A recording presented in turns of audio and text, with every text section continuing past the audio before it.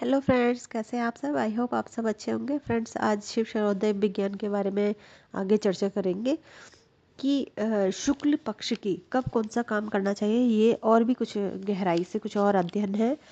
शुक्ल पक्ष की प्रतिपदा के दिन अगर बाई नासिका चल रही है तो बहुत शुभ होता है। ठीक है, अगर नहीं चल रही है तो आपके अंदर कुछ ना कुछ आपको शारीरिक प्रॉब्लम है। ठीक है, आपके अंदर कुछ ना कुछ गड़बड़ है। तो आपको क्या करना है, आपको दाहिनी नासिका को बंद कर आपकी दाहिनी नासिका बंद करनी है और बाई चलानी है। ठीक है, आपकी दाहिना अगर आपकी प्रतिपदा के दिन बाई न चल के दाहिनी चल रही है तो आपको दाहिनी को बंद करना है और बाई को ही चलाना है। ठीक है, प्रतिपदा के दिन, प्रतिपदा का शुक्ल पक्ष की प्रतिपदा के दिन। ठीक है, प्रतिपदा पहला दिन माना जाता है।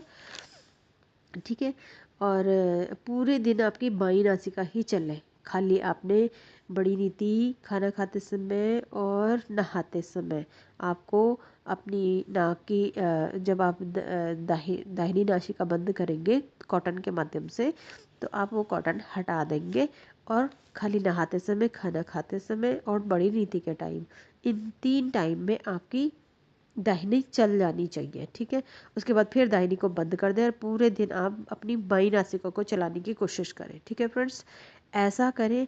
अगर दूसरे दिन भी इससे क्या होगा, इससे क्या होगा आपके क्योंकि आपके लिए शुभ होना बहुत ज़रूरी है। शुभ होने का मतलब है अगर आपकी बाई नासिका चलती है तो आपके अंदरूनी जो भी प्रॉब्लम है तो वो ठीक होने लगती है अगर आप बाई नासिका को चलाते हैं शुक्ल पक्ष की प्रतिपदा के दिन। तो ठीक है, अगर द्वितीया के दिन भी ऐसा ही हो रहा है, मतलब आपकी दाहिनी ही चल रही है सुबह उठते समय, जब आप सूर्योदय के समय, सूर्योदय के समय, ठीक है, सूर्योदय के समय अगर आपकी बाई ना चल के दाहिनी चल रही है तो फिर आपने वही प्रक्रिया अपनानी। अगर आपकी बाई चल रही है तो बहुत अच्छा है, आपको कुछ करने की ज़रूरत नहीं है।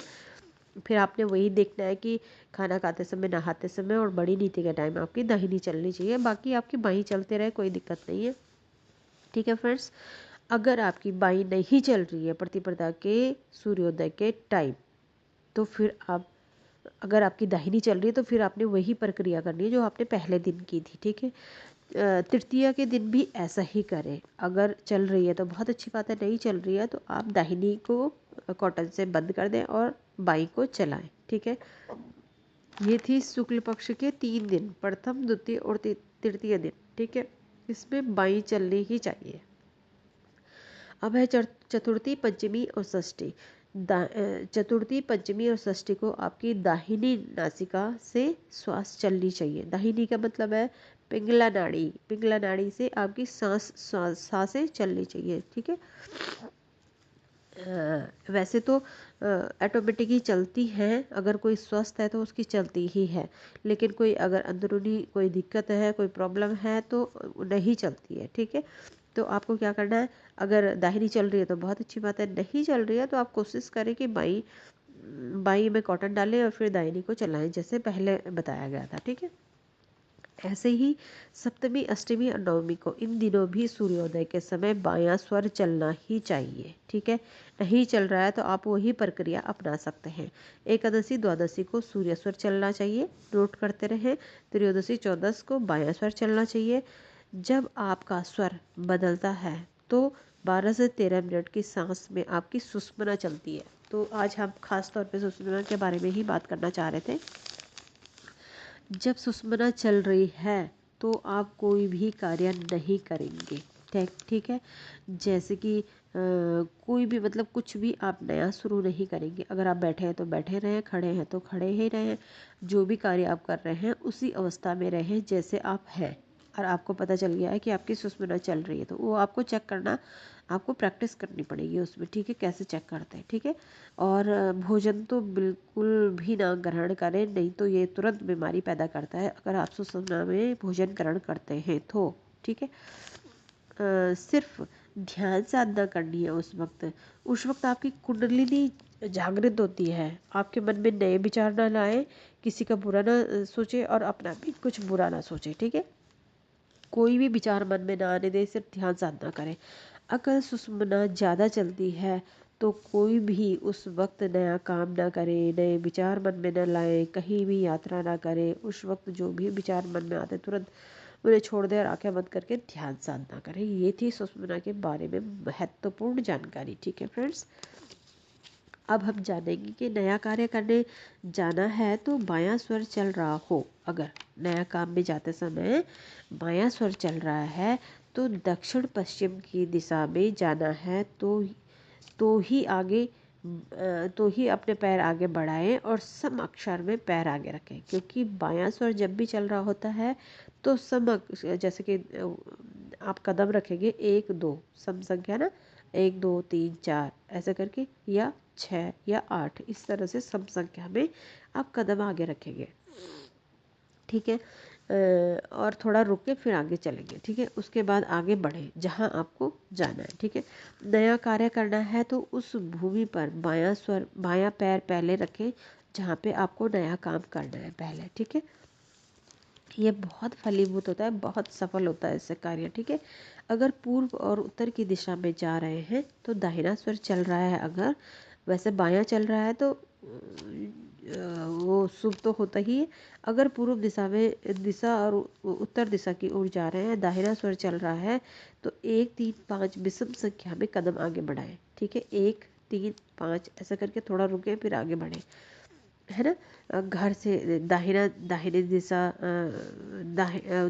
दाहिनी दिशा में उसके बाद सांस को भीतर खींचें। ठीक है, आप जहाँ पे हैं, कहने का मतलब आप जहाँ पे बैठे हैं, घर में बैठे हैं, खड़े हैं, वहाँ से विषम संख्या में कदम आगे बढ़ाएं। 1 3 5 ऐसे करके आगे बढ़ाएं और थोड़ा रुक जाएं। घर के अंदर की ही बात कर रही हूँ अभी। दाहिनी दिशा उस समय आप दाहिनी दिशा में पैर आगे बढ़ाएं। ठीक है, विषम संख्या में भीतर आगे बाहर निकलकर सांस को ऊपर की तरफ भरे। जिस भी स्वर में आपकी दाहिने स्वर में अगर चल रहा है उस समय भी, तो दाहिना स्वर ऊपर खींचे और पैर बाहर रखें। भरे स्वर में उत्तर का श्वास को बाहर छोड़ें। ठीक है, भरे स्वर में जब आप जाएंगे तो आप सांस लंबी लेंगे और बाद में बाहर छोड़ेंगे। ठीक है, जहाँ पर जाना है वहाँ पर सांस को भीतर भरते हुए भरे स्वर में पैर आगे बढ़ाएं। मतलब जैसे आपको गाड़ी में जाना है तो आप लंबी सांस ऊपर को खींचेंगे, तब वाला पैर आगे रखेंगे जो सांस आपकी चल रही है गाड़ी के अंदर रखेंगे। ठीक है, और जब आप उतर गए हैं जिस जगह पे आपको जाना है तो तब आप सांस को छोड़ते हुए उतरेंगे। ठीक है, नए कार्य की शुरुआत के लिए पश्चिम दक्षिण दिशा में नहीं जाना चाहिए।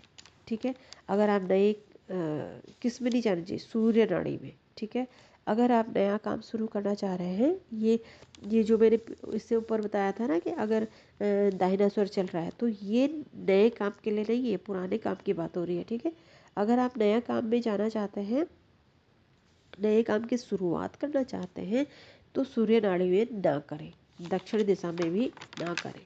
ठीक है, तो ये थी आज की जानकारी। थोड़ा और इसके बारे में बताएंगे कि अगर हमें शिव शरोते विज्ञान का पता चल रहा है तो ये हमेशा याद रखें, ये भगवान शिव की मर्जी से आपके अंदर ये ज्ञान जा रहा है। क्योंकि भगवान शिव जानते हैं कि आप इसमें काम कर सकते हैं, आप इसमें उतर सकते हैं और अपना जीवन सुख में बना सकते हैं। वरना कोई भी इंसान जल्दी से इस तरह के ज्ञान में प्रवेश नहीं कर पाता है, इस तरह के ज्ञान को सुन नहीं पाता है, क्योंकि हर किसी के बस की बात नहीं होती है इस तरह के ज्ञान में जाना।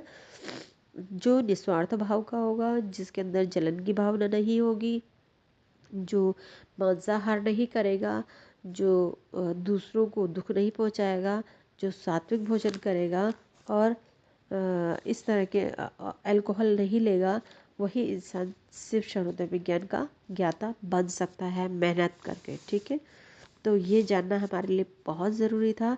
84 लाख योनि में नहीं जाना पड़ेगा अगर इस ज्ञान को आप गहराई से ले लेते हैं। आपको इस ज्ञान से मोक्ष की भी प्राप्ति आसानी से हो जाएगी। ठीक है, इससे स्वर विज्ञान के माध्यम से ही कोई भी व्यक्ति किसी भी वस्तु का पर विजय प्राप्त कर सकता है ना। जब किसी बैरी के ऊपर विजय प्राप्त करनी है तो स्वर के माध्यम से ही कर सकते हैं। ये सांसें बहुत बहुमूल्य हैं जीवन में। जो भी दुख है, सुख है, वैभव है आदि सब सांसों के पर ही निर्भर करता है। ठीक है, ये सब जानना फ्रेंड्स बहुत ज़रूरी होता है, इसलिए ये सब बताना भी ज़रूरी है। ठीक है, हमारे जीवन की जितनी भी पल हैं, शुभ अशुभ जो भी घटता है, शुभ अशुभ वो सब स्वर माध्यम से ही घटता है। अगर हम इस पर ध्यान करें, काम करें तो सब कुछ पा सकते हैं, सब कुछ बदल सकते हैं। ठीक है फ्रेंड्स, तो इसलिए स्वर विज्ञान में ज़रूर अपना ध्यान लगाएं और इस पर ज़रूर काम करें। शिव सर्वोदय विज्ञान बहुत ही गहरा ज्ञान है।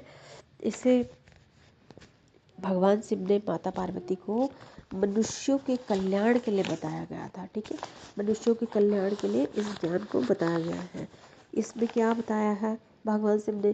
पृथ्वी तत्व से अनेक पांव वाले जीव की, जल या वायु से 2 पांव वाले जीव यानी कि मनुष्य की, तथा तेज तत्व से चौपाइयों की चिंता समझे, परंतु आकाश तत्व से बिना पाँव के जीव भी चिंता समझनी चाहिए। ठीक है, ये भगवान शिव ने माता पार्वती को समझाया है। ये जो अब तक मैंने आपको बताया है, ये जो हमारी शिव सर्वोदय विज्ञान की बारे में जो ज्ञान है, ये गुरु चरणदास जी ने बहुत ही सरल भाषा में बताया गया ज्ञान है। क्योंकि महर्षि चरणदास जी ने भगवान शिव के द्वारा बताए गए ज्ञान को इतना सहज बना के मनुष्यों के लिए बनाया, ताकि हर मनुष्य, मतलब हर वो मनुष्य जो भगवान शिव को जानना चाहता है, ईश्वर को जानना चाहता है, अपने इस दुनिया में आने का मकसद जानना चाहता है, अपने आप को जानना चाहता है, उसको उसके लिए ये ज्ञान बताया गया है, ताकि उन मनुष्यों का कल्याण हो सके जो ईश्वर के प्रति श्रद्धा भाव रखते हैं, मनुष्य के प्रति दया की भावना रखते हैं, जीव जंतु प्राणियों के प्रति दया भाव रखते हैं। उन्हीं के लिए भगवान शिव ने ये बताया था। ठीक है, तो ये जानना हमारे लिए बहुत ज़रूरी है। इसमें कुछ चीज़ें ये भी हैं, जैसे कि हाँ, पिछले वीडियो में मैंने सांस लेने का बताया था कि किस सांस से कैसे हम जाने कि तत्व कौन सा चल रहा है ना। इसलिए अब हम इससे आगे बढ़ेंगे। सूर्य स्वर चलता हो तो अग्नि तत्व में मंगल, पृथ्वी तत्व में रवि, जल तत्व में शनि और वायु तत्व में राहु की स्थिति समझनी चाहिए। ठीक है, चंद्र स्वर चलता हो तो जल तत्व में चंद्रमा, पृथ्वी में बुध, वायु में बृहस्पति और अग्नि तत्व में शुक्र की स्थिति को समझना चाहिए। यह सब सभी कार्यों में उक्त तत्वों में निश्चित ही रहते हैं। मतलब तत्व जिस तरह से मैंने आपको बताया उस तरह से भी अगर आप समझते हैं तो ये बहुत ही सरल तरीका है जो मैंने आपको बताया है, तो वो जानना बहुत ज़रूरी है। उसी के माध्यम से आप इस स्वरों का ज्ञान आप प्राप्त कर सकते हैं और अपने जीवन को बहुत सरल और सुखमय बना सकते हैं। शिव सर्वोदय में तो इतना भयंकर ज्ञान है फ्रेंड्स कि आपको किसी ज्योतिष की ज़रूरत कभी नहीं पड़ेगी। आपको कभी किसी ज्योतिष की शुभ अशुभ दिखाने की ज़रूरत नहीं पड़ेगी। आप किसी अपने जीवन में स्थिर कार्य करना चाहते हैं, मकान बनाना, ज़मीन खरीदना या गाड़ी खरीदना या कुछ भी ऐसा कार्य करना चाहते हैं जिसमें आप ज्योतिष से शुभ अशुभ समय पूछते हैं, जानना चाहते हैं या आप सर्च करते हैं, तो आपको इन सब चीज़ों की ज़रूरत नहीं पड़ेगी। क्योंकि आप जब शिव सर्वोदय विज्ञान जान लेंगे तो आप उसी के अंदर से तत्वों का ज्ञान और स्वरों का ज्ञान जब आपको हो जाएगा तो आप बहुत ही अच्छा, ज्योतिष से भी कहीं ज़्यादा अच्छा शुभ समय आप अपने लिए निकाल पाएंगे। ठीक है फ्रेंड्स, तो ये थी आज की जानकारी। Thank you so much.